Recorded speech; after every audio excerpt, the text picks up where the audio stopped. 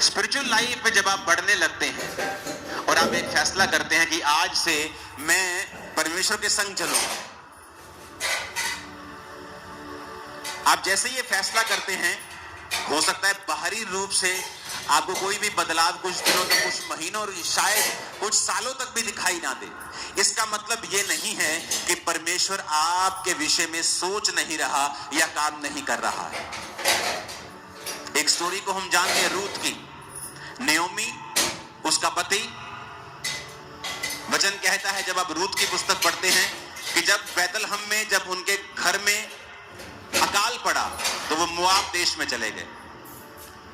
बैतलहम ऊंचा है, मुआब नीचा है। स्पिरिचुअल मतलब है जब आपकी स्पिरिचुअल, आपकी आत्मिक, आपकी क्रिश्चियन लाइफ में कोई दिक्कत होती है, आप उस दिक्कत को मुआब जाकर, अपनी आत्मा में नीचे जाकर,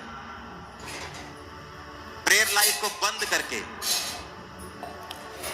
खुदा के वचन को तोड़कर उस प्रॉब्लम को सॉल्व करने की कोशिश कभी मत करें। बैतलहम का मतलब है रोटी का घर। रोटी के घर में अकाल पड़ गया। कई बार आपकी क्रिश्चियन लाइफ में उल्टा हो जाता है, आप हीलिंग का प्रचार करते करते खुद बीमार हो जाते हैं। इसका मतलब यह नहीं है कि परमेश्वर का वचन खत्म हो गया या उसका असर खत्म हो गया या वो नाकाम हो गया। इसका मतलब यह है कि परमेश्वर आपको कुछ सिखाना चाहता है।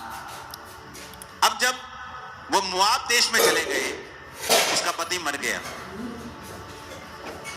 उनको अकल आनी चाहिए थी कि जिस मौत के डर के मारे हमने अपना देश छोड़ा, यहोवा की आराधना करना छोड़ के उस देश में आ गए जिससे परमेश्वर नफरत करता है।